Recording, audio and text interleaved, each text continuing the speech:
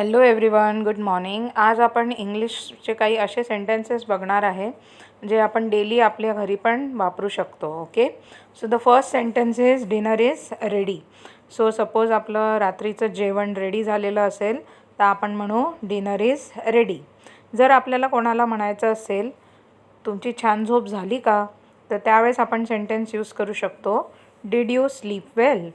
Next, जर आपल्याला कोणाला विचारायचं असेल की तुमचा दिवस आजचा कसा होता, तर तुम्ही म्हणू शकता हाऊ वॉज युअर डे. जर आपल्या घरी एखादा कुत्रा असेल किंवा आपण एखाद्या डॉगला रेग्युलरली काही जेवण देत असू तर आपण क्वेश्चन विचारू शकतो did you feed the dog. त्याच्यानंतर आपल्या घरी लहान लेकरं असतात किंवा आपण कधी कधी विचारत असतो क्वेश्चन आणि त्यांना सांगत असतो की तुम्हाला झोपायला जायचं आहे, त्यावेळेस तुम्ही म्हणू शकता it's time to go to bed. Okay, good night, sleep tight. त्यानंतर सकाळी आपण लोक जेव्हा लंच पॅक करत असतो शाळेसाठी, स्कूलमध्ये त्यांना पाठवत असताना किंवा आपण स्वतः पॅक करून देतो most of the time, but तरी पण आपण जर असा क्वेश्चन करायचा असेल की तुम्ही लंच पॅक केलं का, तर त्यावेळेस जे सेंटेन्स आपण यूज करू ते राहील did you pack your lunch. Please do your homework हे सेंटेन्स आपण तेव्हा यूज करू शकतो जेव्हा आपल्याला विचारायचं आहे की म्हणायचं आहे की तुम्हाला होमवर्क तुमचं करायचं आहे बरं का. देन जेव्हा एखाद्याला म्हणायचं आहे की आता तुमच्या आंघोळीची वेळ झाली आहे किंवा लहान मुलाला म्हणायचं असेल तर it's time to take a shower. Then आता सपोज असा क्वेश्चन विचारायचा असेल की आज रात्री जेवणामध्ये काय आहे, सो त्यासाठी आपण सेंटेन्स यूज करू शकतो what's for dinner to night.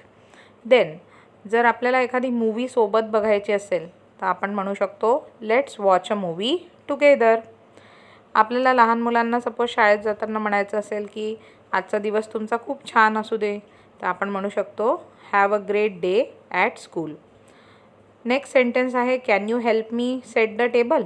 तर जसं डिनर टेबल असेल किंवा लंच टेबल, तुम्हाला सगळं ताट ठेवायचं आहे, वाटी प्याला हे सगळं ठेवून जेवायला बसायचं असेल तर तुम्ही असं म्हणू शकता can you help me set the table.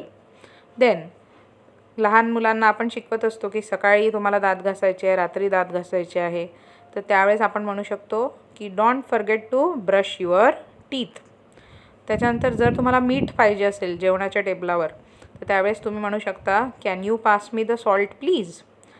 जर तुम्हाला लहान मुलांची किंवा कोणाची पण हेल्प पाहिजे असेल तुमचे भांडे धुवायसाठी, ताटं धुवायसाठी, त्यावेळेस तुम्ही म्हणू शकता can you help me with the dishes, म्हणजे तुम्ही मला प्लीज हे भांडे धुवू लागाल का. किंवा स्वच्छतेसाठी can you please tidy up your room. अशा प्रकारचे सेंटेन्सेस